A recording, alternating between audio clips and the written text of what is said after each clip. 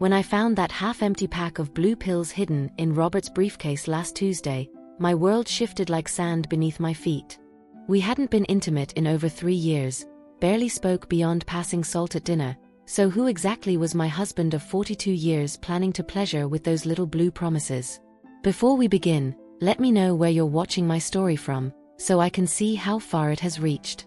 My name is Margaret Johnson, and at 65, I thought I knew everything there was to know about disappointment. I was wrong. That morning started like any other in our colonial house on Maple Street in Richmond. Robert, 68 and stubborn as granite, had left his briefcase on the kitchen counter while he showered. I wasn't snooping, not really.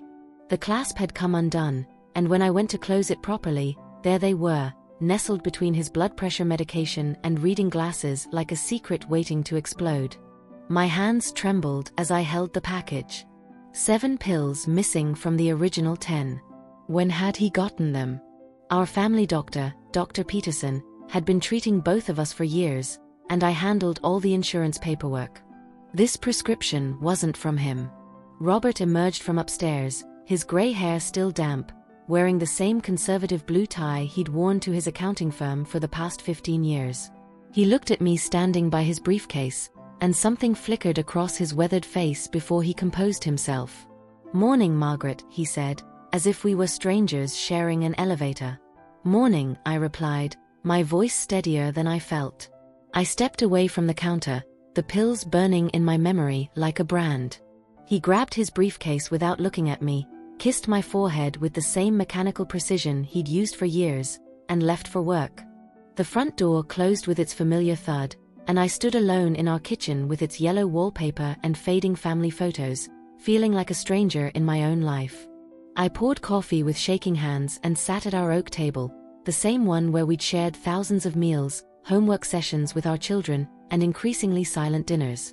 The morning light streaming through our lace curtains seemed different somehow, harsher, revealing dust particles dancing in the air like tiny accusations.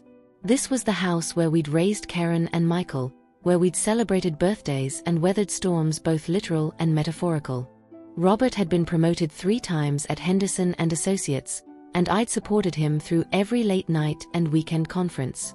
I'd given up my own dreams of becoming a teacher to raise our children and maintain our home. I'd been the perfect wife, the devoted mother, the supportive partner. And now this. I tried to rationalize it. Maybe they were old, left over from some previous prescription I'd forgotten about. Maybe his doctor had suggested them for his blood pressure, though that made no medical sense. Maybe I was jumping to conclusions, letting my imagination run wild like some desperate housewife in a television drama. But deep down, in that place where women's intuition lives and thrives, I knew better. Robert hadn't looked at me with desire in years. We slept in the same king-sized bed, but might as well have been on different planets. When had we stopped talking about anything meaningful? When had his touch become perfunctory, his kisses mere obligations? When had I become invisible in my own marriage? I thought about the man I'd married in 1982. He'd been serious even then, but there had been passion underneath his reserved exterior. He'd pursued me with quiet determination, bringing me roses from his mother's garden and taking me to jazz clubs in downtown Richmond. We danced to Marvin Gaye and talked about building a life together, about children and dreams and growing old hand in hand. Where had that man gone? I finished my coffee and went about my usual routine, but everything felt different. Washing dishes, I wondered when Robert had started looking elsewhere. Folding laundry, I questioned whether our children had noticed the distance between their parents. Dusting our living room with its photographs of family vacations and graduations, I felt like I was maintaining a museum to a marriage that had died somewhere along the way. By noon, I'd made my decision. I wouldn't confront him immediately. I'd been married long enough to know that accusations without proof led nowhere but to denials and hurt feelings. If Robert was having an affair, if he was preparing to betray our vows in the most intimate way possible, I needed to know everything before I made my next move. I called my friend Dolores, who lived 3 houses down and had been my confidant for 20 years. She answered on the second ring, as if she'd been waiting for drama to interrupt her Tuesday. "Girl, you sound strange," she said without preamble. Dolores had always been direct, a trait that sometimes annoyed but today comforted me. "Can you come over for coffee?" I asked. "I need to talk." "On my way." As I waited for her, I looked at myself in our hallway mirror. Gray hair I'd been meaning to color, lines around my brown eyes that told the story of 4 decades of laughter and worry, a body that had carried and nursed 2 children and weathered the passing of time. When had I become this woman? When had I started settling for less than I deserved? The doorbell rang, and I let Dolores in. She took one look at my face and shook her head. "What's that man done now?" I told her about the pills, about the growing distance, about the feeling that my life was about to change whether I wanted it to or not. She listened without interruption, her dark eyes growing more indignant with each detail. "Margaret Johnson," she said when I finished, "it's time you stopped being a victim and started being a detective." That afternoon, I began watching my husband with new eyes, and what I saw made my blood run cold. After Dolores left, promising to help me get to the bottom of this mess, I found myself alone with memories I'd spent years trying to forget. I walked through our house, touching surfaces that held the ghosts of better times, wondering where exactly everything had gone wrong. Robert and I met in 1980 at a church social in downtown Richmond. I was 23, fresh out of college with a degree in elementary education, full of plans to change the world one child at a time. He was 26, already working at Henderson and Associates, wearing a navy suit that made his shoulders look broader than they were. When he asked me to dance to Endless Love, I felt like Diana Ross herself had blessed our union. Those early years were different. Robert wasn't the most romantic man, but he was steady, reliable, the kind of man my mother called good husband material. He brought me flowers every Friday, took me to dinner at nice restaurants, and listened when I talked about my students and my dreams of maybe opening my own daycare someday. We married in June of 1982, and I wore my grandmother's pearl necklace with my white dress. Robert's eyes had actually sparkled when he saw me walking down that aisle. The reception was small but perfect, held in the church fellowship hall with my aunt's famous peach cobbler and dancing until midnight. The first few years were happy enough. Robert worked long hours building his client base, and I taught 2nd grade at Jefferson Elementary. We bought this house in 1984, a modest colonial that felt like a palace after our tiny apartment. I remember painting the kitchen yellow while Robert installed new cabinets, both of us laughing when we got more paint on ourselves than on the walls. Karen arrived in 1979, before we were married, when I was still believing Robert would leave his first wife like he promised. That's a story I've never told anyone, not even Dolores. When I found out I was pregnant, Robert was still technically married to Linda, his college sweetheart.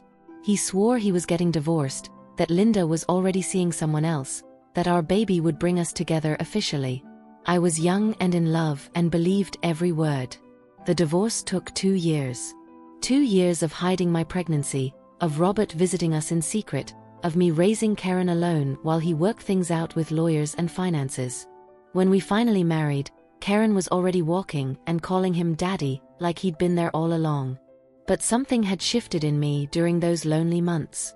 Trust, once broken, never quite heals the same way.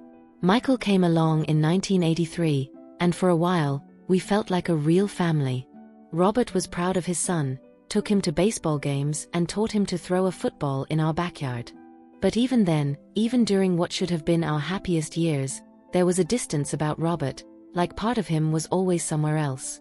I stopped teaching when Michael was born. Robert insisted we needed me at home, that his income was enough, that a mother's place was with her children. I fought him at first, but Karen was having trouble in school, and Michael was colicky, and it seemed easier to give in than to keep arguing. That's when I started disappearing, I think. First my career, then my friends from work, then gradually pieces of myself until I wasn't sure who Margaret Johnson was anymore beyond Robert's wife and Karen and Michael's mother. The children grew up in a house where their parents were polite strangers. Robert worked late, came home tired, ate dinner while reading financial papers. I managed the household, volunteered at school functions, organized family gatherings that felt more like business meetings than celebrations. We were functional, efficient, empty. Karen noticed first. Even as a little girl, she'd ask why Daddy didn't hug Mommy like her friends' parents did. Why didn't we hold hands at church? Why did we sleep in the same bed but never wake up touching? I made excuses, said Daddy showed love differently, that not all families were demonstrative. But children see truth even when adults try to hide it. By the time Karen graduated high school in 1997, she'd become cold, efficient, just like her father. She went to college, got her MBA, started her own consulting firm, and rarely called home except on holidays. When she did visit, she analyzed our problems like a business case study, offering practical solutions that missed the point entirely. She couldn't understand why I stayed with Robert, why I didn't leverage my assets for a better outcome. Michael went the opposite direction. He started drinking in high school, crashed his car twice before graduation, barely made it through community college. He married young, divorced younger, and now lived in an apartment across town doing construction work when he could stay sober long enough. He blamed Robert for being cold, blamed me for being weak, and carried anger like a stone in his chest that got heavier every year. Family dinners became exercises in endurance. Robert would discuss work or politics, Karen would update us on her latest business triumph, Michael would either show up drunk or not show up at all, and I would serve food that no one really tasted while making conversation that no one really heard. We were playing house, all of us, pretending we were something we'd never actually been. The intimacy died slowly, so gradually I hardly noticed until it was completely gone. First it was Robert working late, coming to bed after I was asleep. Then it was separate sides of our king-sized bed, careful not to accidentally touch in the night. Then it was perfunctory kisses goodbye, mechanical hugs hello, and eventually nothing at all. I told myself it was normal. Marriage wasn't supposed to be passionate after 20 years, was it? People settled into comfortable routines. Romance was for young people and movies. Real love was practical, steady, reliable. I convinced myself that what we had was mature, sophisticated, better than the messy emotions that destroyed other couples. But lying in bed at night, listening to Robert's even breathing beside me, I sometimes remembered what it felt like to be desired, to be seen, to matter to someone in a way that made your skin tingle and your heart race. I remembered being young Margaret, the woman who danced to Marvin Gaye and believed in happily ever after. Now, sitting in our living room with its beige furniture and carefully arranged family photos, I realized I'd been sleepwalking through my own life. Those blue pills weren't just evidence of betrayal. They were proof that Robert still had passion, still felt desire, still wanted to connect with someone. Just not with me. The afternoon sun was fading when Robert came home from work, and for the first time in years, I really looked at him as he walked through our front door. He was 15 minutes later than usual. Not enough to be remarkable on any other day, but today I noticed. I was standing at the kitchen sink, pretending to wash dishes while watching him through the window as he parked his silver Camry in our driveway. He sat in the car for a moment before getting out, checking his reflection in the rearview mirror, smoothing his hair. When had Robert started caring about his appearance again? Evening, he said, hanging his coat in the hall closet with the same precision he'd used for 20 years. But there was something different about him, a lightness in his step that hadn't been there that morning. "How was your day?" I asked, the same question I'd asked thousands of times before. "Fine. Busy." The same answer he'd given thousands of times before. But tonight he avoided my eyes, busying himself with sorting through mail that had already been sorted. I served dinner, pot roast with carrots and potatoes, his favorite meal though he rarely acknowledged it anymore.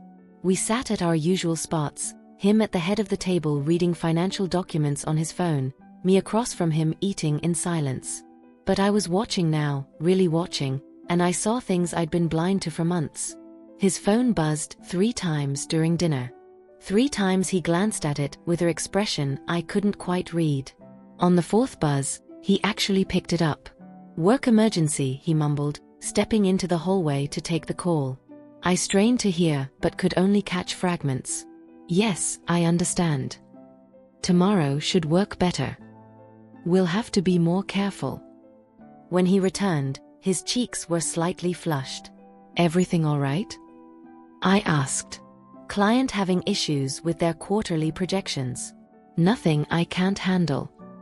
But Robert had been handling difficult clients for 30 years, and I'd never seen him look like that after a work call. There was an energy about him, almost nervous, like a teenager hiding something from his parents. After dinner, he disappeared into his study with the excuse of finishing paperwork. I cleaned the kitchen slowly, listening to the muffled sound of his voice through the closed door. Another phone call, this one lasting nearly an hour. I crept closer and heard him laughing, actually laughing, in a way I hadn't heard in our house for years. That night in bed, I lay awake studying the ceiling while Robert slept beside me. Or at least pretended to sleep. Several times I felt him shift restlessly, and once I could have sworn he was awake, staring at the same ceiling I was. The next morning brought new observations. Robert showered longer than usual and emerged wearing cologne. Not the Old Spice he'd used for decades, but something newer, more expensive. When I commented on it, he shrugged and said he'd gotten it free with some other purchase, but his ears turned red the way they did when he was being dishonest. At breakfast, his phone rang, and this time he didn't even pretend it was work. "I need to take this," he said, walking into the backyard. Through the kitchen window, I watched him pace across our small lawn, gesticulating more animatedly than I'd seen him in years. When he came back inside, there was a spring in his step that made my stomach clench. "I have to leave early today," he announced. "Meeting with a potential new client." "On Thursday? You never meet new clients on Thursdays." He paused, caught off guard. "It's their only available day. Big account, worth the exception." But I knew Robert's schedule better than he realized. Thursdays were always reserved for existing clients, paperwork, catching up. He was rigid about his routine, had been for years. The fact that he was breaking pattern meant this was important to him. Very important. I called Dolores as soon as his car disappeared around the corner. "Girl, you need to start paying attention to details," she said after I'd filled her in on the previous 24 hours. "Men don't change their cologne for quarterly projections." Dolores arrived within an hour, carrying a notepad and wearing the determined expression she got when organizing church fundraisers. She'd been married 3 times and buried 2 husbands, so she considered herself an expert on male behavior. "We're going to make a list," she announced, settling into my kitchen chair like a general planning strategy. Every change, every new habit, every deviation from his normal routine. Men are creatures of habit, Margaret. When they start changing, there's a reason. We spent the morning cataloging everything I could remember. The cologne, the longer showers, the mysterious phone calls, the way he'd started checking his appearance before leaving the car, how he'd been leaving 15 minutes later each evening for the past 2 weeks, though I'd only consciously noticed it yesterday. "What about his clothes?" Dolores asked. "Any new shirts, ties, underwear?" I felt my cheeks warm. I don't really pay attention to his underwear anymore. "Well, you better start. A man buying new underwear when his wife ain't even seeing them? That's a red flag bigger than Texas." That afternoon, while Robert was at work, I did something I'd never done in 42 years of marriage. I went through his belongings. Not snooping, I told myself, just investigating. His dresser drawers revealed nothing unusual. Same white cotton briefs, same argyle socks, same conservative undershirts. But in the very back of his sock drawer, behind the ones he never wore, I found something that made my heart race. A receipt from Romano's, an expensive Italian restaurant downtown. Dated last Friday. Dinner for 2 with wine, totaling $137. We hadn't eaten at Romano's in over 5 years, not since our anniversary dinner that had been so awkward we'd both agreed never to go back. And last Friday, Robert had told me he was working late on the Morrison account. I sat on our bed holding that receipt, feeling something cold and hard settle in my chest. This wasn't speculation anymore. This wasn't an overactive imagination or middle-aged paranoia. This was evidence. My husband was taking someone else to dinner. Someone he wanted to impress with expensive wine and romantic atmosphere. Someone who made him shower longer and wear new cologne and check his appearance in car mirrors. The phone rang, startling me out of my thoughts. Robert's office number appeared on the caller ID. "Hello." I answered, trying to keep my voice normal. "Margaret, I'm going to be working late again tonight. Don't wait up." 2 nights in a row? That's unusual. End of the quarter, you know how it is. Lots of loose ends to tie up. But the quarter didn't end for another 2 weeks, and Robert had never been one to procrastinate on deadlines. He was lying to me, and for the first time in our marriage, he wasn't even bothering to make his lies convincing. "I'll keep dinner warm," I said, though we both knew he wouldn't be home in time to eat it. "Thanks. You're a good wife, Margaret." The words should have been comforting. Instead, they felt like a goodbye. After he hung up, I called Dolores back. "Found a restaurant receipt," I told her. "Romano's, last Friday, dinner for 2. "Lord have mercy," she breathed. "Margaret, honey, you know what this means." I did know. I'd known since the moment I found those pills in his briefcase. But hearing it spoken aloud made it real in a way that terrified and infuriated me in equal measure. "What do I do now?" I asked. "Now we find out who she is." The next morning, I woke up with a purpose I hadn't felt in years. Robert had already left for work, claiming another early meeting, and the house felt different somehow. Not empty, but charged with possibility.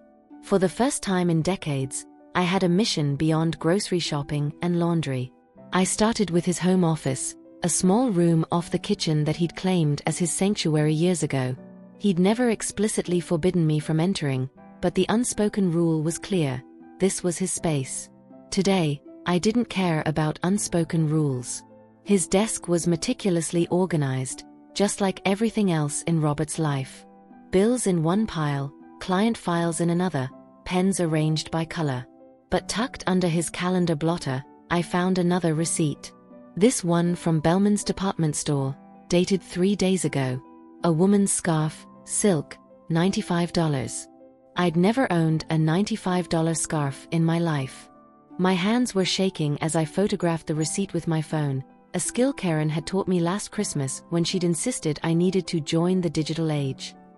At the time, I'd thought it was silly. Now I was grateful for every modern convenience that might help me uncover my husband's lies. The landline rang at 10:30, our house number flashing on the display. "Johnson Residence," I answered, the way my mother had taught me 40 years ago. Silence on the other end, then a woman's voice, younger than mine, with a slight accent I couldn't place. "Oh, I'm sorry. I was trying to reach Robert Johnson. He's at work. May I take a message?" Another pause, longer this time. No message. I'll try him later." The line went dead, leaving me staring at the phone like it might reveal its secrets. Wrong numbers happened all the time, but something about this call felt different. The hesitation when she heard my voice. The way she'd said Robert's name, familiar, intimate. I wrote down the time and details in a notebook I'd started keeping, following Dolores's advice to document everything. By lunch, I had 3 pages of observations, questions, and a growing certainty that my marriage was built on lies I was only beginning to uncover. That afternoon, I did something I'd never done in 25 years of living on Maple Street. I drove to Robert's office. Henderson and Associates occupied the 3rd floor of a modest building downtown, the kind of place where serious men in serious suits handled serious money for serious clients. I'd been there exactly 4 times in our entire marriage. Twice for Christmas parties, once for his partner's retirement, and once to bring him his blood pressure medication when he'd forgotten it at home. The receptionist, a young woman with perfect makeup and an efficient smile, looked surprised to see me. "Mrs. Johnson. How nice. Is Robert expecting you?" I was hoping to surprise him, I said, which was true in more ways than she could know. "Is he in?" Her smile flickered slightly. "Actually, he stepped out about an hour ago. Client meeting." "Oh." I let disappointment color my voice. "Do you know when he'll be back?" He said not to expect him until tomorrow morning. You know how these out-of-town clients can be. Out-of-town clients. Robert hadn't mentioned anything about leaving Richmond. Well, I said, maintaining my pleasant expression, I'll just leave these cookies for the office. I handed her a tin I kept in my car for emergencies, grateful for the foresight. Tell him I stopped by.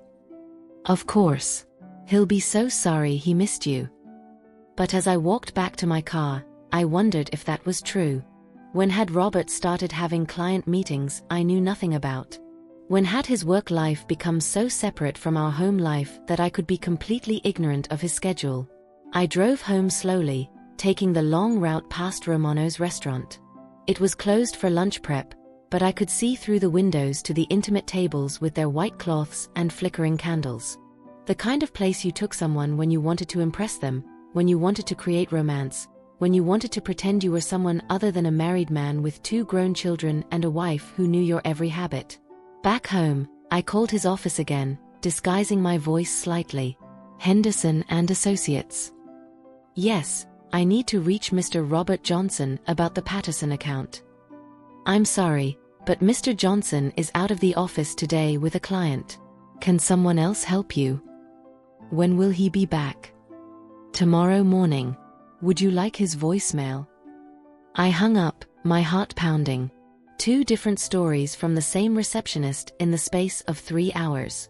Either she was confused, or Robert had instructed her to lie about his whereabouts. The phone rang again at 4 o'clock. This time I was ready. Hello. Margaret? It's Robert. I'm going to be out of town overnight. Client emergency in Charlottesville. Charlottesville was 2 hours away, close enough for a day trip, far enough to justify staying overnight if you wanted privacy with someone. That's sudden, I said. You know how it is. When clients need us, we have to respond. I'll be back tomorrow evening. Which hotel? The question seemed to catch him off guard. What? In case of emergency. Which hotel will you be staying at? The Marriott. Look, I have to go. The client is waiting. But I could hear no voices in the background, no sounds of a busy restaurant or hotel lobby. Just Robert, somewhere quiet, telling me lies with the same voice he'd used to promise to love and honor me until death do us part. After he hung up, I sat in our kitchen staring at the yellow wallpaper we'd hung together in 1987, remembering how we'd argued about the pattern, how we'd finally compromised on something neither of us really loved. It seemed like a metaphor for our entire marriage. Dolores arrived at 5:30 with a bottle of wine and a determined expression. Spill it, she said, setting the wine on my counter. You sounded strange on the phone. I told her about the scarf receipt, the mysterious phone call, Robert's conflicting stories about his whereabouts. She listened without interruption, her dark eyes growing more serious with each detail. Margaret, she said when I finished, that man is not in Charlottesville on business. I know. And that woman who called? She knows exactly who you are.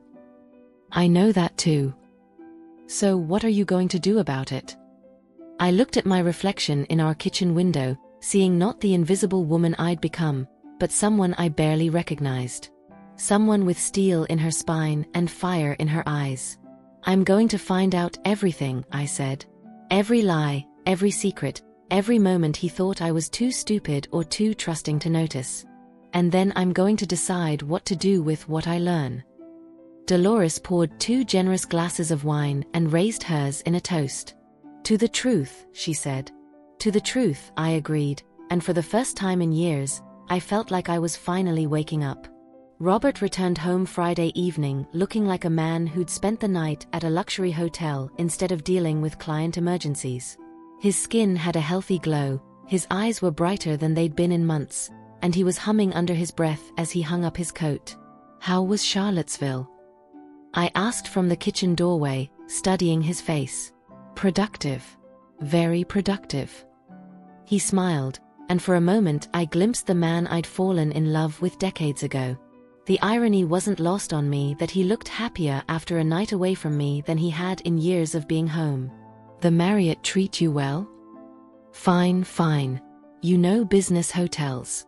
All the same. But I'd called the Marriott in Charlottesville that morning. No Robert Johnson had been registered there Thursday night. I served dinner in silence, watching him eat with more appetite than he'd shown in months.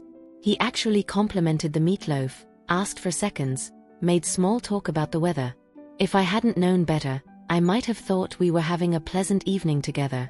But I did know better now. After dinner, as he settled into his recliner with the newspaper, I made my decision. I went to his briefcase, retrieved the pills package I'd replaced exactly where I'd found it, and walked into the living room. "Robert," I said, standing in front of his chair. "We need to talk." He looked up, and something in my tone made him fold his newspaper. "What's this about?" I held up the pills. "These." The color drained from his face, but he recovered quickly. "Where did you get those?" "From your briefcase." "The question is, where did you get them? And more importantly, who are you planning to use them with?" He stood up, his height advantage meant to intimidate me the way it had for decades. But I wasn't the same woman who used to back down from confrontation. "Margaret, you're being ridiculous. Those are old, probably expired." I forgot they were even there. 7 missing from a pack of 10. That's a lot of forgetting. "Look, if you must know, Dr. Peterson prescribed them months ago when I mentioned having some difficulties. I was embarrassed to tell you. You know how these things are. But Dr. Peterson was our family doctor, and I handled all our medical appointments, insurance forms, prescription pickups. If he'd prescribed those pills for Robert, I would have known about it." "Which pharmacy?" I asked. "What?" "Which pharmacy filled the prescription?" "Johnson's, where we always go." "CVS on Broad Street?" "Where, Robert?" He faltered. It was a while ago. I don't remember." "You don't remember where you picked up medication for erectile dysfunction? That seems like something a man would remember." "Margaret, you're making a mountain out of a molehill. So what if I got some pills? Maybe I was thinking about us, about trying to improve our relationship." The laugh that came out of me was bitter, unfamiliar. "Our relationship? Robert, we haven't had relations in 3 years. 3 years. You barely look at me, barely speak to me, treat me like furniture you've grown tired of but can't be bothered to replace. And now you want me to believe these pills were for us. People go through rough patches. Stop." I held up my hand. "Just stop lying to me. I found the receipt from Romano's. Dinner for 2, last Friday, when you told me you were working late. I know about the scarf from Bellman's. I know you weren't in Charlottesville yesterday. I know someone called here looking for you, some woman who knew your name well enough to be flustered when your wife answered." Each revelation hit him like a physical blow. I watched 42 years of careful deception crumble in real time. "Margaret. I want the truth, Robert. All of it. Who is she?" He sat back down heavily, suddenly looking every one of his 68 years. "It's not what you think." "Then tell me what it is." "It's complicated." "Complicated? You mean like being married to one woman while screwing another?" "Yes, I imagine that would be complicated." He flinched at my language. In 42 years of marriage, he'd rarely heard me curse. "Her name is Elena," he said quietly. "Elena Martinez. She works at the bank." The words hit me like ice water. Not some stranger, not some anonymous threat, but someone with a name, an identity, a job. Someone real. "How long?" "Margaret, please." "How long, Robert?" 6 months. 6 months. While I'd been planning our anniversary dinner, he'd been planning assignations with Elena Martinez. While I'd been worrying about his health, his happiness, his comfort, he'd been finding all 3 with another woman. "Do you love her?" The question hung in the air between us like a blade. Part of me prayed he'd say no, that it was just sex, just a midlife crisis, just something we could work through with counseling and time. But Robert had never been good at lying to direct questions, and his silence was answer enough. "How could you?" I whispered. How could you do this to us? To our family? To me? Margaret, our marriage has been over for years. You know that as well as I do. We've been strangers sharing a house, going through the motions. At least be honest about that. So you decided to find someone else instead of trying to fix what we had? What we had. He stood up again, and this time there was anger in his voice. Margaret, when was the last time you really looked at me? When was the last time we had a real conversation about anything that mattered? When was the last time you showed any interest in my life, my thoughts, my feelings? When was the last time you shared any of those things with me? When was the last time you asked about my life, my thoughts, my feelings? We stared at each other across our living room, two people who'd shared a bed for decades but had somehow become complete strangers. This isn't all my fault, he said finally. No, I agreed. But the affair is. The lying is. The pills, the secret dinners, the overnight trips, the credit card charges for another woman's gifts, that's all you, Robert. What do you want from me? You want me to apologize? Fine. I'm sorry. You want me to end it? I can't do that. Can't or won't? Won't. Margaret, Elena makes me feel alive again. She listens when I talk, laughs at my jokes, makes me remember who I used to be before I became just another middle-aged man counting down days to retirement. I won't give that up. The honesty was brutal, more painful than any lie he could have told. Then what are you suggesting? That we just pretend this conversation never happened? That I go back to being the invisible wife while you carry on with your girlfriend?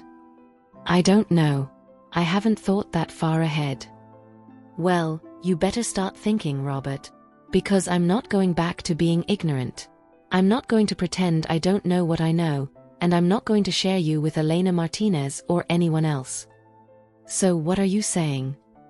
I looked around our living room, at the photographs of our children, our grandchildren, our life together. At the furniture we'd chosen together, the memories we'd made, the future we'd planned before it all went wrong. I'm saying you have a choice to make. Her or me. But not both. Never both again. Margaret. I'm going to visit Karen this weekend, I said, walking toward the stairs. When I come back Sunday night, I want your answer. I left him standing in our living room, holding those damned pills, looking like a man who'd just realized that actions have consequences and lies eventually catch up to you. As I packed my overnight bag, I realized something had fundamentally changed in me.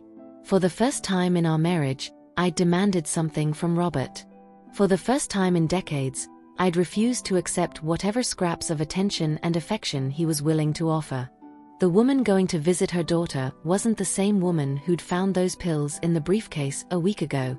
And there was no going back.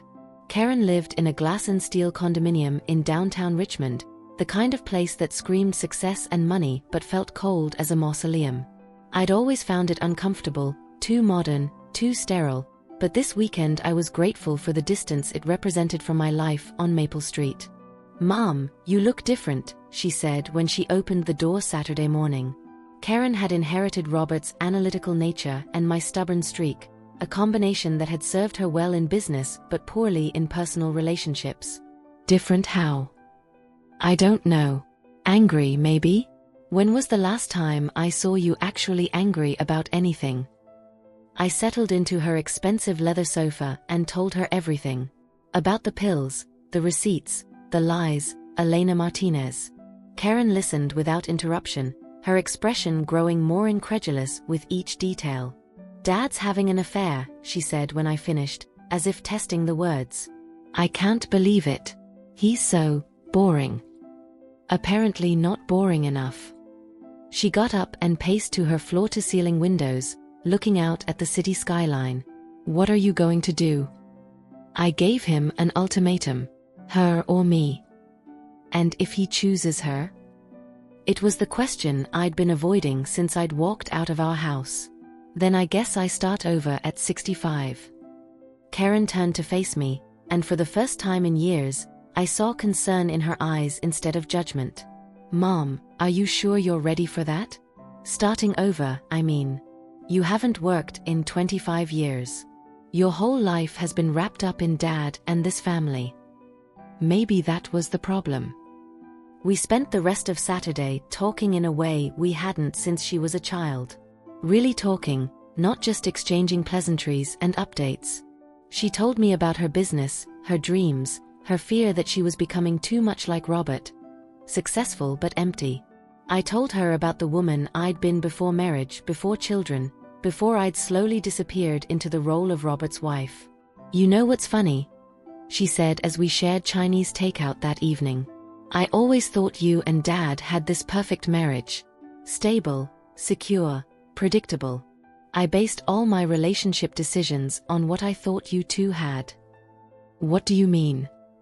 I never let myself get too attached to anyone because I thought real love was supposed to be calm and practical, like yours seemed to be. I never realized you were both just existing. Sunday morning, Karen made coffee and sat across from me at her glass dining table. I want to help, she said. With whatever comes next. Help how? Legally, financially. Mom, if Dad leaves you for this Elena woman, you need to be protected. You need to know what assets you're entitled to, what rights you have. It hadn't occurred to me to think about lawyers and money. I'd been so focused on the emotional betrayal that I hadn't considered the practical implications. I have a friend who specializes in family law, Karen continued. Jennifer Walsh. She's tough, smart, and she doesn't let cheating husbands get away with anything. Will you at least meet with her? Karen, I don't even know what Robert's decision will be yet. Mom, with all due respect, you know what his decision will be. A man doesn't carry on a 6-month affair with someone he's planning to give up.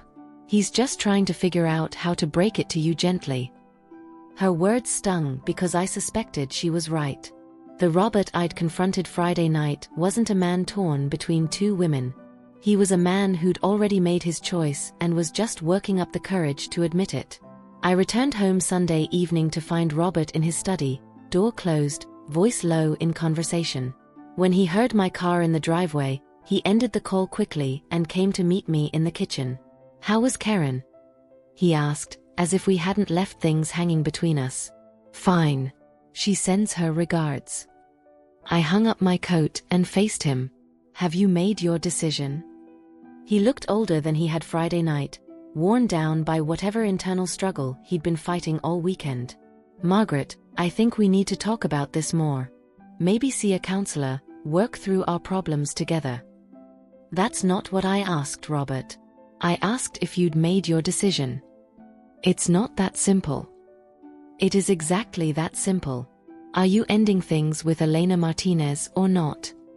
The silence stretched between us like a chasm. I can't, he said finally. I'm sorry, but I can't. I nodded, surprised by how calm I felt. Then I guess we both know what happens next. Margaret, wait. Let's be smart about this. We don't have to rush into anything drastic. We could separate for a while, see how we feel. Separate so you can openly live with your girlfriend while keeping me as a backup plan? No, Robert. I may have been naive, but I'm not stupid. What about the kids? The grandchildren? Do you really want to put them through a messy divorce? You should have thought about that before you started screwing Elena Martinez. He flinched again at my language. The old Margaret never would have spoken to him that way. The old Margaret would have been horrified at herself for using such words. But the old Margaret was gone, and I wasn't sure I missed her. I'll be staying in the guest room for now, I said. Tomorrow I'm calling a lawyer. I suggest you do the same. Margaret, please. No, Robert.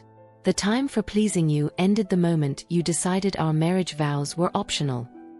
I went upstairs and moved my things into the guest bedroom, a small space I decorated in blues and whites that had always felt peaceful. Tonight it felt like freedom. From the window, I could see Dolores's house, her kitchen light still on. I called her from my cell phone. How did it go with Karen? She asked. Good. Better than expected. She's going to help me find a lawyer.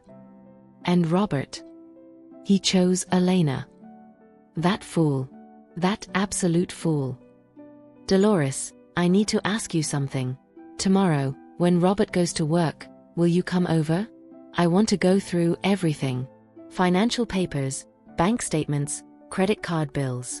If I'm going to fight this, I need to know what I'm fighting for. Honey, you know I'm with you. We'll turn that house upside down if we have to. And Dolores? I want to find out everything I can about Elena Martinez. Where she works, where she lives, what she drives. Everything. You planning to confront her? Maybe. Or maybe I just want to understand what was so special about her that my husband was willing to throw away 42 years of marriage. After I hung up, I sat on the guest bed and looked around the room. For the first time in decades, this space belonged entirely to me. No one else's belongings, no one else's expectations, no one else's needs to consider. It was terrifying and exhilarating at the same time. I called Karen before bed. He chose her, I said when she answered. I'm sorry, Mom. I really hoped I was wrong. Can you give me that lawyer's number? Jennifer Walsh. I'll text you her information right now. Mom, you're going to be okay. More than okay. You're going to be free. As I lay in the guest bed that night, I thought about that word. Free. When was the last time I'd felt free to be myself, to want things, to make decisions based on what I needed instead of what everyone else expected? I was about to find out. Monday morning, Robert left for work with the same routine he'd maintained for years, but everything felt different now. The kiss on my forehead was perfunctory, guilt-ridden. The have a good day was hollow.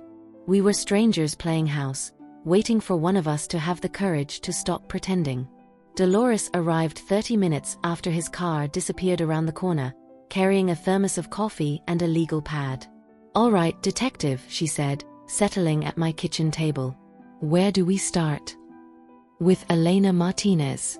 I need to know who I'm dealing with. We started with the phone book, though Dolores laughed at me for still owning one. No Elena Martinez listed in Richmond, but that didn't mean much in an age where everyone had cell phones. Robert said she works at a bank, I said.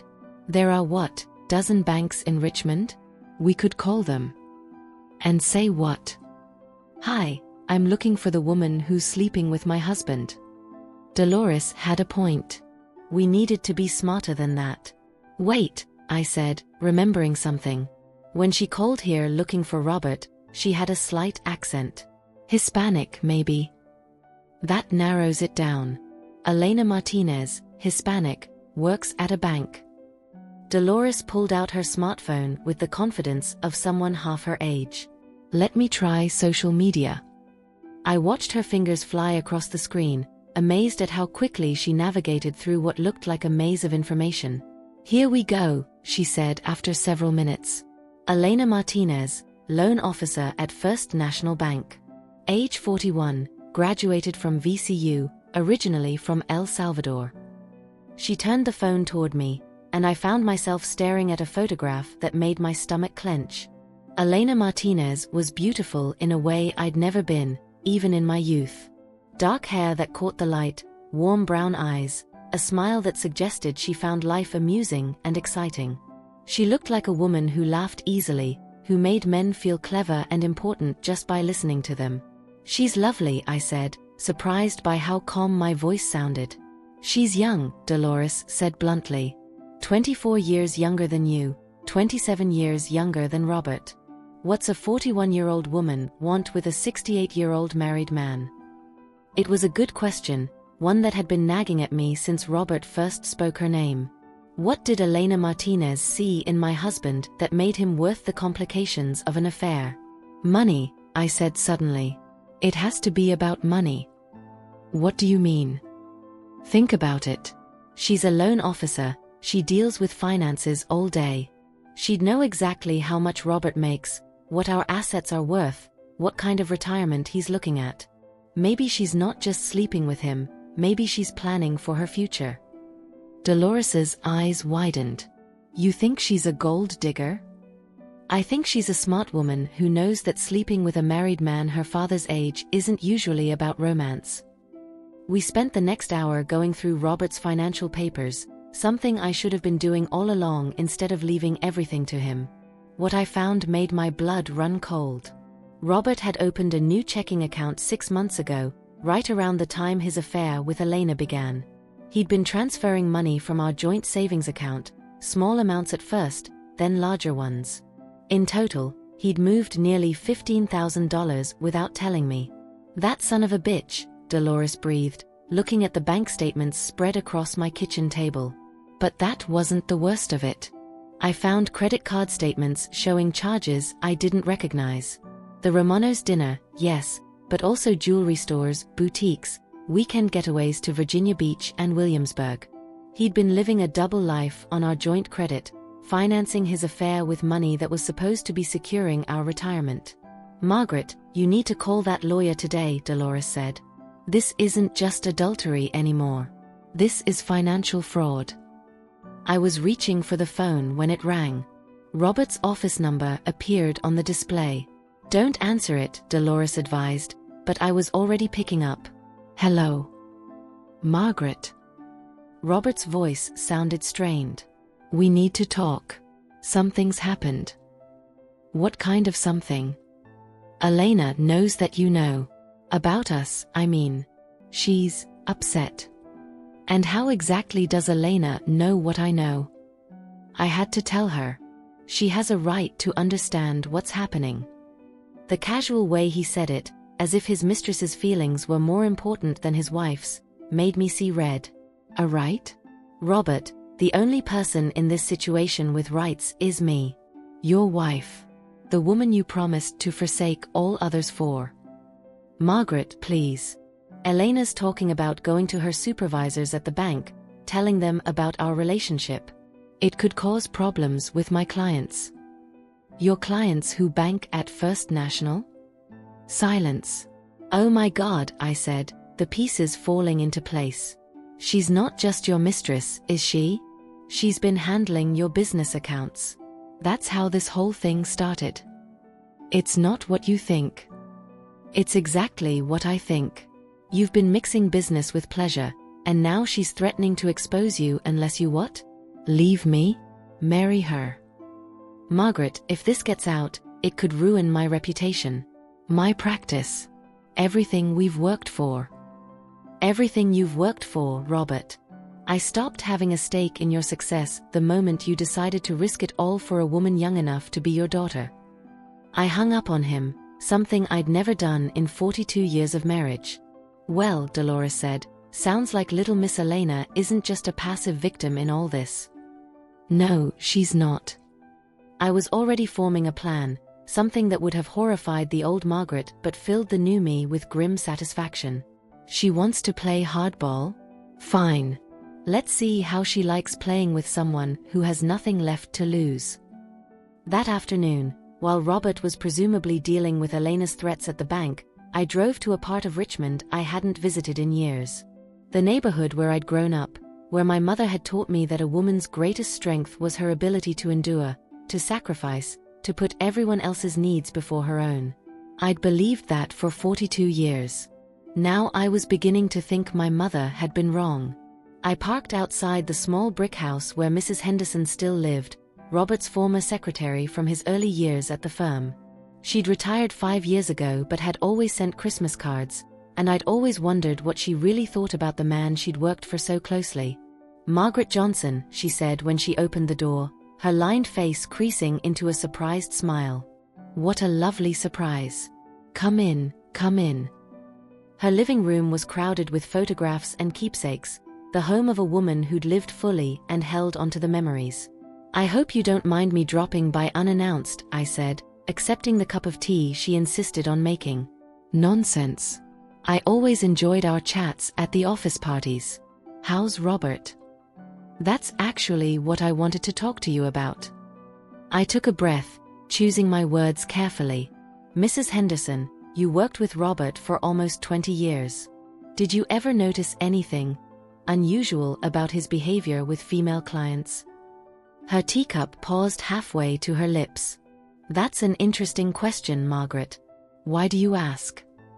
Because I've recently discovered that my husband has been having an affair with a woman at First National Bank, and I'm wondering if this might be a pattern I was too naive to see. Mrs. Henderson set down her cup and studied me for a long moment. How much do you really want to know? Everything. She sighed, the sound of a woman who'd kept secrets for too long. There was an incident about 10 years ago. A client named Susan Walsh. She was going through a divorce, needed help reorganizing her finances. Robert spent a lot of time with her, more than was strictly necessary for professional reasons. My heart sank. Did they have an affair? I don't know for certain. But she called the office frequently, often when she didn't have appointments. She sent him expensive gifts, thanked him for his personal attention to her case. And Robert's behavior changed during that time. He was secretive about his schedule, defensive when I asked questions about client meetings. What happened to her? Her divorce was finalized, and she moved to North Carolina. Robert went back to normal, and I convinced myself I'd imagined the whole thing. But you don't think you imagined it? No, Margaret, I don't. And there might have been others. Robert was always charming with the attractive female clients, always willing to go the extra mile for them. I felt something cold settle in my chest. Others? There was a woman named Patricia Flores, about 8 years ago. Similar situation, similar behavior from Robert. And before that, maybe 12 years ago, a widow named Joyce Newman who needed help with her husband's estate. Each name was like a physical blow. How many do you think? I don't know. Maybe I was seeing things that weren't there, or maybe I was willfully blind to things that were. But Margaret, if Robert is having an affair now, I don't think Elena Martinez is his first. I drove home in a daze, my mind reeling from Mrs. Henderson's revelations. The man I'd been married to for over 4 decades wasn't just having a midlife crisis. He was a serial adulterer who'd been betraying our marriage for years, maybe decades. Back home, I called Jennifer Walsh, the lawyer Karen had recommended. She agreed to see me the following morning, and her assistant warned me to bring all financial documents, insurance papers, and any evidence of Robert's infidelity. That evening, I sat in our living room going through photo albums, looking for signs I might have missed. Robert at office parties, standing a little too close to attractive women. Business trips that had seemed perfectly reasonable at the time. Late nights and weekend work that I'd never questioned because I'd trusted him completely. How could I have been so blind? I found a photograph from our 25th anniversary party, Robert and me surrounded by friends and family, both of us smiling at the camera. I remembered that night, how proud I'd been of our marriage, how secure I'd felt in our love. But now I wondered, had Robert already started his affairs by then? Had he been thinking about Susan Walsh or Patricia Flores while he posed with his devoted wife? The phone rang, interrupting my dark thoughts. Robert's cell number flashed on the display. Margaret, we need to talk. I'm coming home. There's nothing to talk about, Robert. You made your choice. Things have gotten complicated. Elena's making demands, threatening to go public if I don't leave you immediately. She wants me to file for divorce this week. So Elena Martinez wasn't content to be a mistress. She wanted to be a wife, specifically Robert's wife, with all the financial security that would bring. And what did you tell her? I told her I needed time. Margaret, I think I've made a terrible mistake.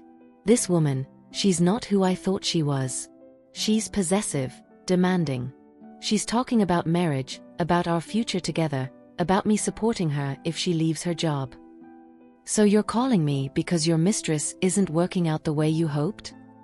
I'm calling because I realize what I'm about to lose.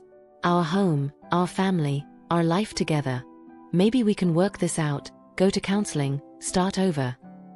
Robert, I said, my voice steadier than I felt, it's too late for that. Why? Because of Elena? Margaret, if I end things with her. Because of Susan Walsh. And Patricia Flores. And Joyce Newman. The silence on the other end of the line told me everything I needed to know. I know about all of them, Robert.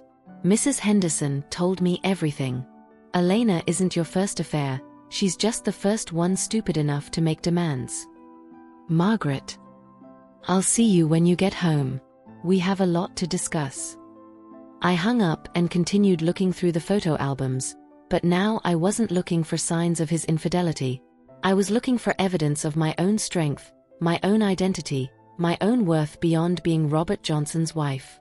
It was time to remember who Margaret Johnson was before she became half of a lie. Robert arrived home that night looking like a man who'd aged 10 years in 10 hours.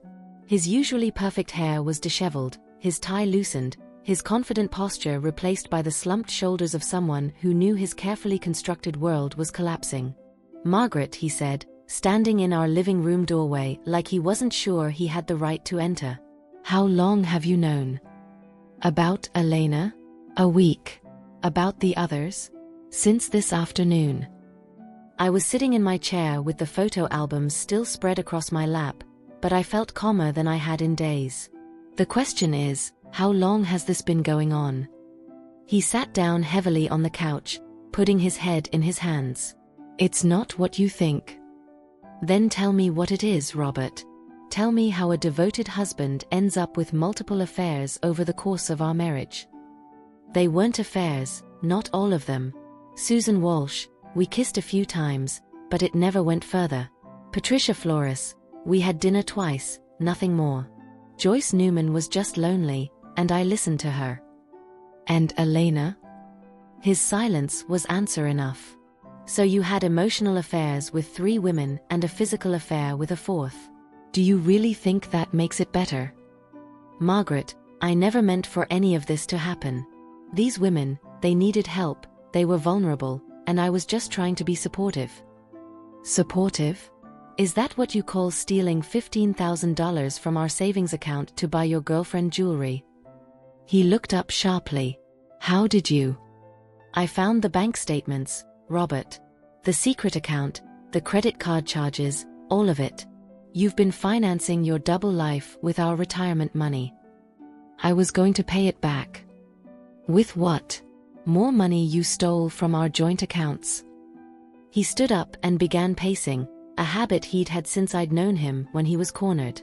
Elena's pregnant, he said suddenly. The words hit me like a physical blow. I felt the blood drain from my face, felt the room spin slightly. What did you say?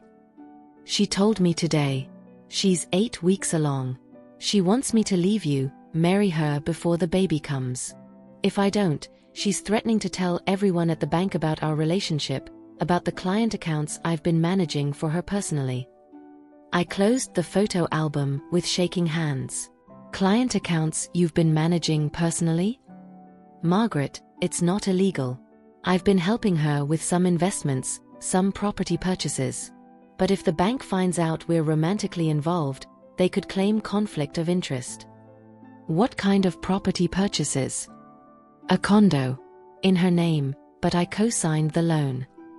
Each revelation was worse than the last. You co-signed a loan for your pregnant mistress? She needed someone with established credit. Robert, stop.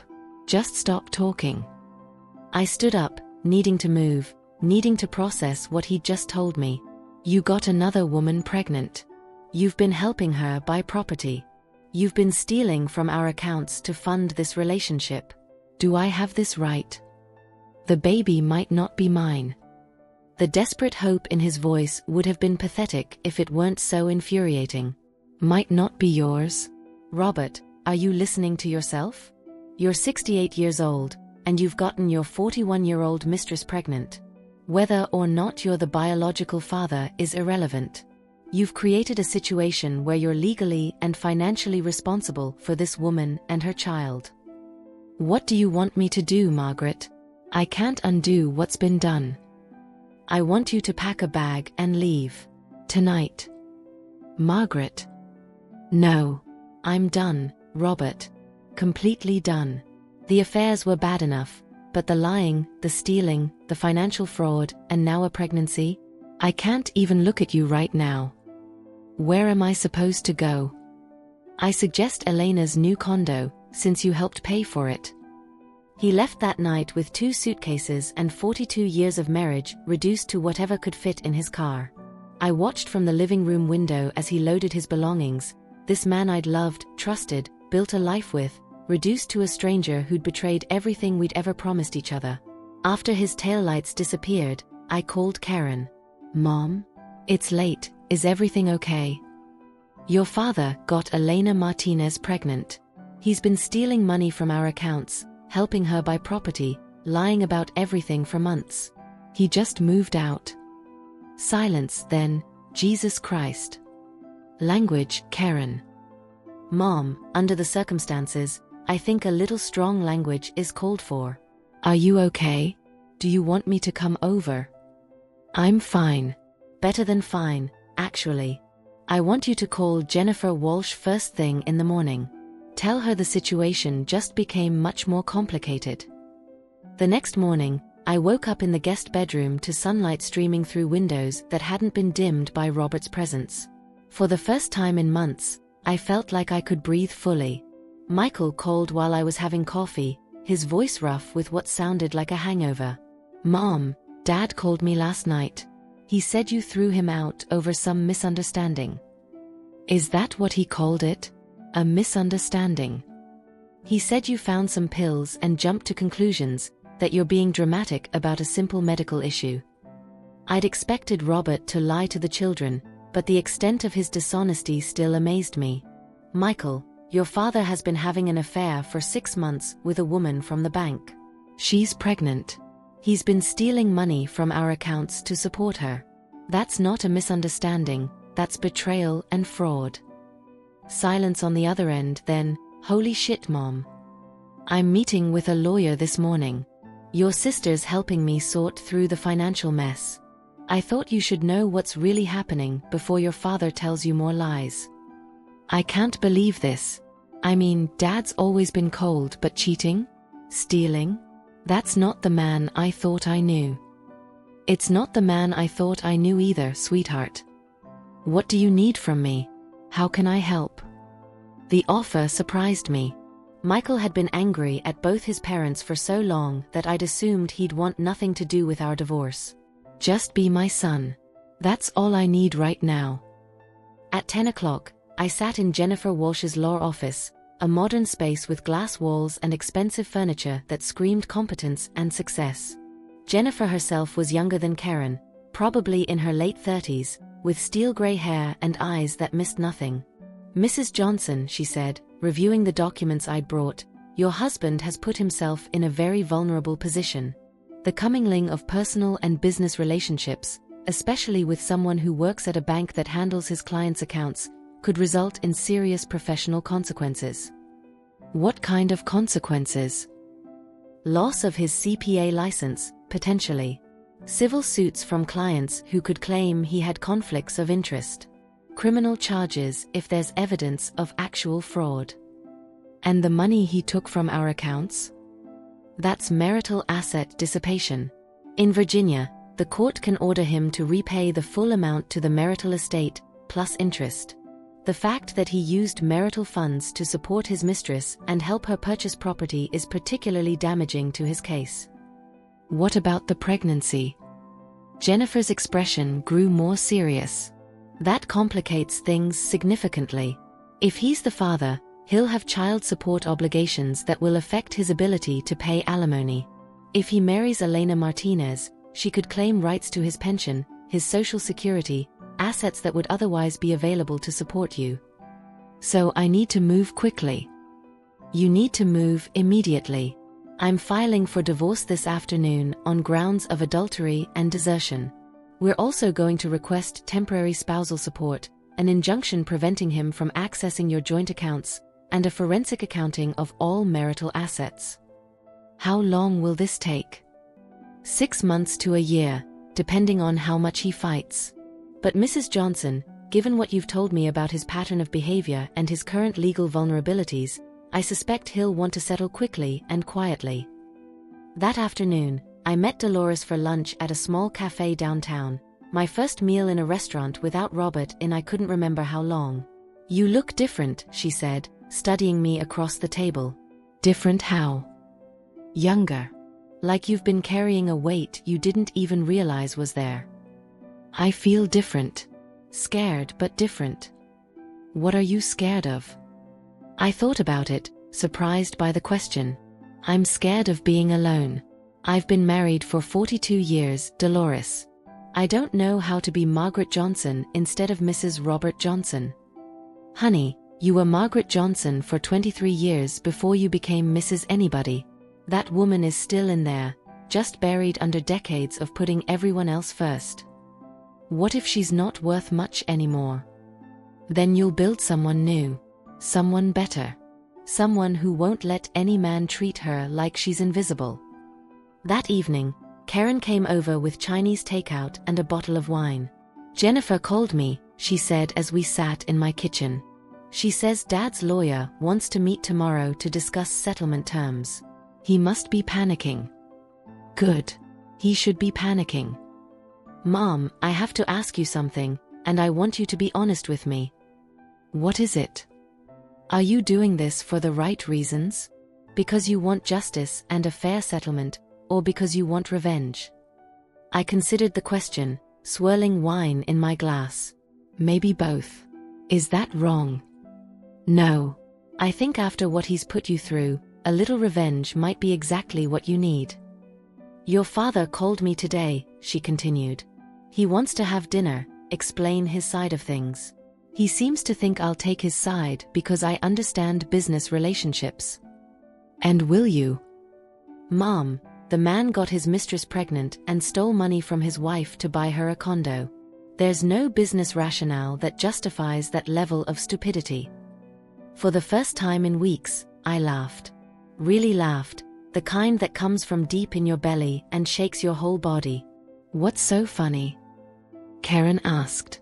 6 months ago, if someone had told me I'd be sitting in my kitchen drinking wine with my daughter, planning revenge against my cheating husband, I would have been horrified.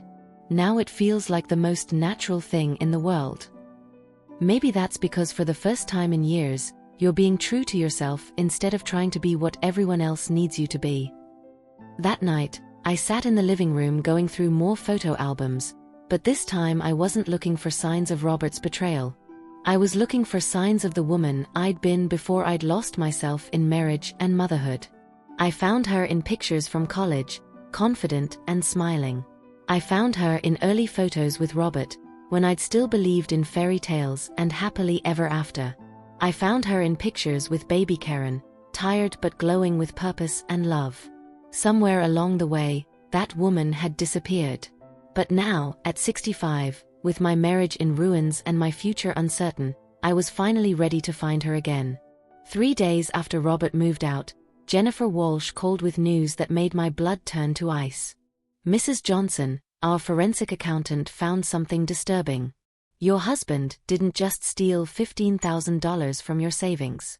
Over the past 8 months, he's systematically transferred nearly $47,000 from your joint retirement account to a property investment fund. I sat down heavily in my kitchen chair. What kind of property investment? A beach house in Virginia Beach. Purchased 6 weeks ago for $230,000. Elena Martinez is listed as the primary owner, but your husband co-signed the mortgage and provided the down payment from your marital assets. The room seemed to tilt around me. Not just a condo, a beach house. Not just $15,000, nearly $50,000 of our retirement money. Money we'd saved for decades. Money that was supposed to secure my future, used to buy his mistress a vacation home. There's more, Jennifer continued. The mortgage documents show they applied for the loan as an engaged couple. Elena Martinez represented herself as Robert's fiancée. Engaged. The word came out as a croak. The loan application is dated 2 months ago, Mrs. Johnson. While your husband was still living with you, he was planning a future with another woman and using your money to finance it. After I hung up, I sat in my kitchen for an hour, staring at the yellow wallpaper that had witnessed 42 years of my marriage. Not only had Robert betrayed me, he'd stolen our future and used it to build a new life with Elena Martinez. The pregnancy wasn't an accident or a complication. It was part of a plan they'd been making while I served him dinner and washed his clothes and believed we were growing old together. Dolores found me there when she came to check on me, tears streaming down my face for the first time since this whole nightmare began. "What is it, honey?"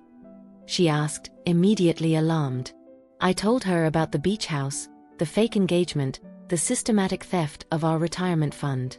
With each word, her expression grew darker. "That son of a bitch," she breathed. "Margaret, he didn't just cheat on you. He robbed you blind while planning to abandon you." $47,000, Dolores. Almost half our retirement savings gone. What does the lawyer say? She's filing emergency motions to freeze all his accounts and force the sale of the Virginia beach house. But even if we recover the money, Elena's pregnant with his child. He's going to have support obligations that will drain whatever's left. Dolores poured herself coffee without asking and sat across from me. "Margaret, I need to tell you something. I didn't want to worry you before, but I've been asking around about Elena Martinez." "What did you find out?" "She's done this before. 3 years ago, she had an affair with a married client at her previous bank. The man left his wife, married Elena, then discovered she'd been bleeding his accounts dry. The divorce was nasty. He lost his house, his business, everything." I felt something cold and hard settle in my chest. She's a predator. A very smart predator who targets older men with money and weak marriages. Margaret, I think Robert isn't just having an affair. I think he's being systematically destroyed by a woman who knows exactly what she's doing. Does that make it better or worse? Neither. But it means you're not fighting just for your marriage or your dignity anymore. You're fighting for your survival. That night, I called an emergency meeting with Jennifer Walsh, Karen, and Michael. We gathered in Jennifer's office after hours, the city lights of Richmond twinkling through her glass walls like distant promises. "I want everything," I told Jennifer without preamble. "Every asset, every penny, every piece of property. I want to destroy him legally before Elena Martinez can finish destroying him financially." Karen looked startled by my vehemence, but Michael nodded approvingly. "About time, Mom. Dad's been skating by on your good nature for too long." Jennifer spread documents across her conference table like battle plans. "Here's what we can do. The fraudulent transfer of marital assets to purchase property with another woman gives us grounds for asset recovery. The fact that he misrepresented himself as engaged while still married constitutes fraud. We can force the sale of the beach house, recover the stolen money, and claim damages for emotional distress." "What about his business?" "If we can prove he used his professional position to facilitate personal relationships with female clients, we can file complaints with the state board. Loss of his CPA license would effectively end his career." "Do it," I said. "All of it." "Mom," Karen said carefully, "are you sure you want to go scorched earth? This could destroy Dad completely." "Your father destroyed himself, Karen. I'm just making sure he doesn't take me down with him." Over the next week, I threw myself into the legal battle with a focus I hadn't felt since my teaching days. I organized documents, tracked down witnesses, compiled evidence of Robert's pattern of infidelity and financial abuse. Mrs. Henderson agreed to provide testimony about his previous relationships with female clients. The forensic accountant discovered additional suspicious transfers dating back 18 months. Most satisfying of all, I learned that Elena Martinez's pregnancy gave me leverage I hadn't expected. Virginia law required fathers to provide medical support during pregnancy and substantial child support after birth. If Robert was determined to be the father, his financial obligations would cripple him for the next 18 years. "She played herself," Dolores observed with grim satisfaction. "Girl thought she was trapping a rich old man, but she trapped a broke fool who's about to lose everything." I also discovered that Robert hadn't been as careful about hiding his activities as he'd thought. His credit card records showed a pattern of gifts, dinners, and hotel rooms extending back 8 months. Long before he'd admitted the affair began. The Virginia Beach property purchase had been preceded by a romantic weekend getaway where they'd presumably planned their future together. Every detail felt like a knife to my heart, but I documented it all with surgical precision. The woman Robert had dismissed and ignored for years was proving to be a formidable opponent when properly motivated. I found Elena Martinez at the First National Bank on a Thursday afternoon, working late in her glass-walled office. She was even more beautiful in person than in her social media photos, with glossy dark hair and perfect makeup that made her glow under the fluorescent lights. Her hand rested protectively on her still flat stomach, and she wore an engagement ring I recognized from Robert's credit card statements. "Ms. Martinez," I said, walking into her office without invitation. "I'm Margaret Johnson, Robert's wife." She looked up from her computer, and I watched her face cycle through surprise, fear, and finally defiance. "Mrs. Johnson, Robert said you might try to contact me." "Did he? How thoughtful of him to prepare you." I sat down in the chair across from her desk, noting the family photos that didn't include my husband, the personal touches that suggested she planned to stay at this job despite sleeping with her clients. "We need to talk." "I don't think that's appropriate." "Nothing about this situation is appropriate, Elena. May I call you Elena? After all, you're carrying my husband's child and living in a house he bought with my money. I feel like we should be on a first-name basis." She flinched. Robert explained about the house. "It's a business investment." "Elena, stop. I know about the fake engagement, the mortgage fraud, the systematic theft of my retirement funds. I know about your previous marriage to Harold Brennan and how that ended. I know you've done this before." The color drained from her face. "I don't know what you're talking about." "Of course you do. You target older married men with money, seduce them into leaving their wives, then bleed them dry before moving on to your next victim. The only difference is that this time, your victim is my husband, and I'm not going to let you destroy him until I've gotten what I'm owed." Elena stood up, her chair rolling backward with the force. "You need to leave. This is harassment. This is a conversation between two women who are both being lied to by the same man." I remained seated, keeping my voice calm and reasonable. "Robert told you he was wealthy, didn't he?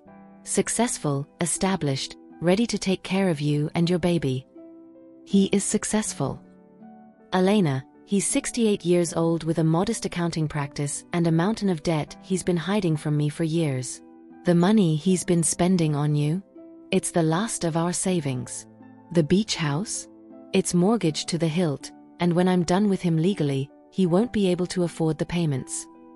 She sat back down slowly, her hand moving to her stomach again. "You're lying." "I'm a 65-year-old woman whose husband got his mistress pregnant with money stolen from his wife. Why would I lie about any of this?" I leaned forward, meeting her eyes directly. "Elena, in 6 months when the baby comes, Robert will be a divorced, disgraced, bankrupt ex-accountant with no license and no income. Is that really the father you want for your child?" "He loves me," she whispered, but there was no conviction in her voice. "He loved me once too. And Susan Walsh. And Patricia Flores. And Joyce Newman. You're not special, Elena. You're just the latest in a long line of women who believed Robert Johnson's lies." I stood up, smoothing my skirt with hands that remained steady despite the adrenaline coursing through my veins. "When this all falls apart, and it will fall apart, remember that I tried to warn you. Consider this conversation a courtesy between women. It's more than you gave me when you started sleeping with my husband." As I walked toward her office door, she called out, "What do you want from me?" I turned back to look at her, this beautiful young woman who destroyed my marriage and stolen my future, now looking small and frightened behind her expensive desk. "I want you to understand that actions have consequences. And I want Robert to lose everything, starting with you." Robert's collapse began exactly 1 week later when Jennifer Walsh served him with divorce papers, asset recovery demands, and a notice of complaint to the Virginia Board of Public Accountancy. The charges were serious: professional misconduct, conflict of interest, and misuse of client relationships for personal gain. Michael called me that evening, his voice tight with tension. "Mom, Dad showed up at my apartment drunk. I've never seen him like this. He's talking about losing his license, his clients abandoning him, Elena threatening to leave town. Is he asking you to intercede with me? He's begging me to talk to you. He says Elena's panicking, that she wants him to sell everything and run away with her before the legal proceedings start." "And what did you tell him?" "I told him he made his bed. But Mom, he looks terrible. Broken. I think he's finally realizing what he's done." But I felt no pity for Robert anymore. That emotion had died when I'd learned about the beach house, the fake engagement, the systematic theft of our future. Whatever consequences he was facing now, he'd earned them through months of calculated betrayal. The next morning, Robert appeared at my front door for the first time since he'd moved out. He looked haggard, his usually perfect appearance disheveled, his confident posture replaced by the slumped shoulders of a defeated man. "Margaret, please. Can we talk?" I let him into the living room but remained standing, maintaining the advantage of position. "What do you want, Robert?" "I want to apologize. For everything. The affair, the money, the lies. I know I've destroyed our marriage, but I can't let this legal battle destroy our entire family.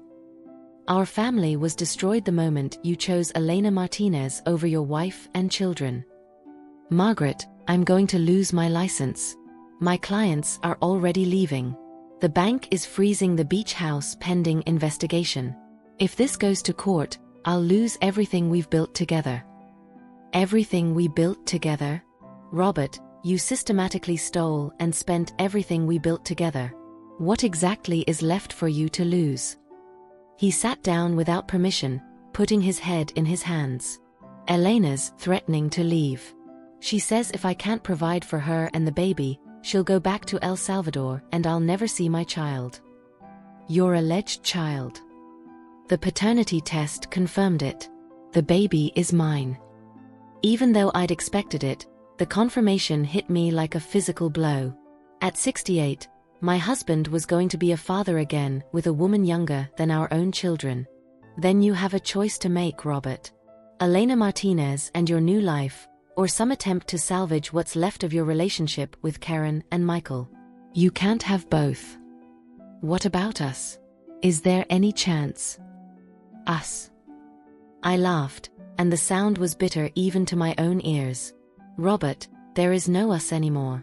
There hasn't been an us for years, but I was too stupid and trusting to realize it. You made sure of that. I know I don't deserve forgiveness. You don't deserve anything from me. Not forgiveness, not understanding, not mercy. You stole my money, betrayed my trust, lied to my face for months, and got another woman pregnant while I was planning our anniversary dinner. The only reason you're here begging now is because your girlfriend is smarter than you thought and your life is falling apart. He looked up at me with eyes that were red-rimmed and desperate.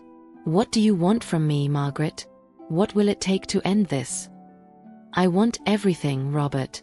I want the beach house sold and the money returned to our marital assets. I want you to pay back every penny you stole from our accounts with interest. I want you to admit to professional misconduct and accept whatever consequences come from that. And I want you to sign the divorce papers without fighting me on the settlement. That will leave me with nothing. That will leave you with exactly what you gave me when you decided to build a new life with Elena Martinez. Nothing. And if I don't agree? Then we go to court, and I destroy you publicly. Every client who ever trusted you will know about your affairs, your lies, your financial fraud. Every person in Richmond will know that Robert Johnson is a cheat and a thief. Is that really how you want your grandchildren to remember you? He left that afternoon without agreeing to my terms, but I knew it was only a matter of time.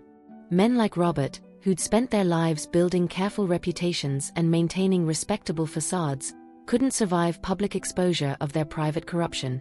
2 days later, Jennifer Walsh called with the news I'd been expecting. He's agreed to everything, Mrs. Johnson. Full asset recovery, uncontested divorce, admission of professional misconduct. His lawyer says he just wants this finished as quietly as possible.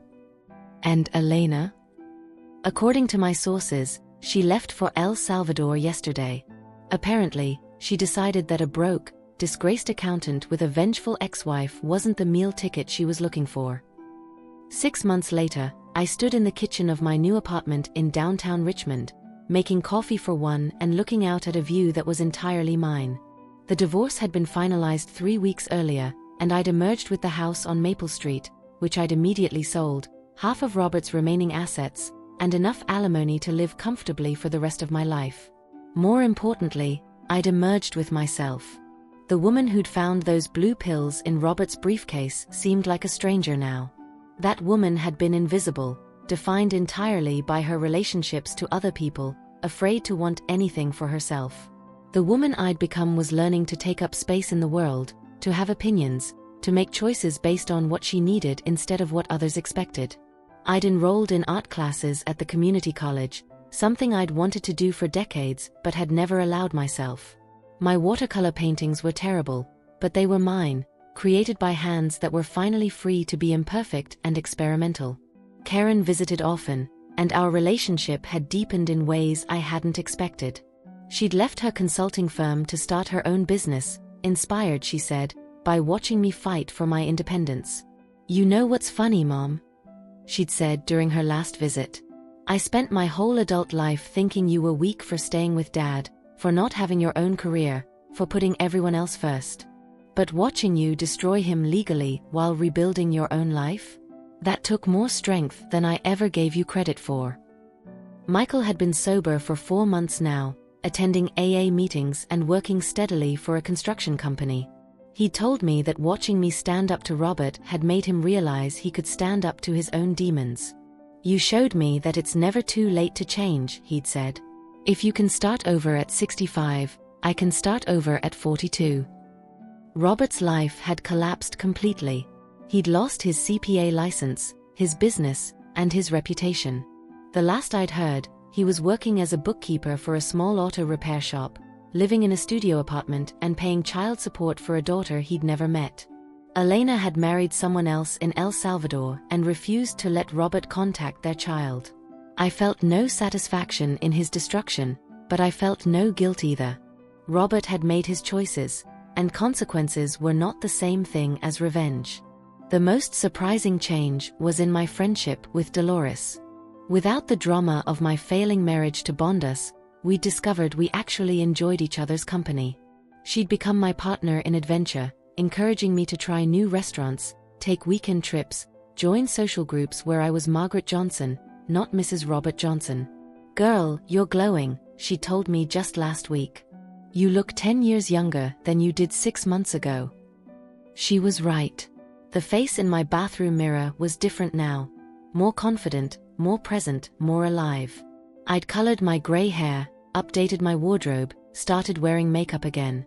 Not for any man, but for myself, because I'd remembered that I deserved to feel attractive and vital. 1 year after finding those pills in Robert's briefcase, I drove to Virginia Beach for a long weekend, staying at a hotel overlooking the ocean where Robert and Elena had once planned their future together. The irony wasn't lost on me, but it didn't sting anymore.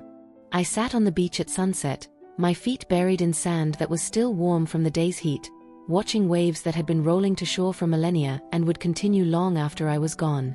The vastness of it put everything into perspective: my marriage, my divorce, the years of betrayal and the months of recovery. I was 66 years old, and for the first time in decades, my future was unwritten. A couple walked past me, probably in their 70s, holding hands and laughing at some shared joke. 2 years ago, seeing them would have made me ache with loneliness, with the knowledge that Robert and I would never be that couple. Now I felt only contentment. Not everyone needed a partner to feel complete. My phone buzzed with a text from Karen. "Hope you're having a wonderful weekend, Mom. You've earned it." I had earned it. I'd earned the right to travel alone without explaining myself to anyone. I'd earned the right to spend money on things that brought me joy instead of necessities that kept others comfortable.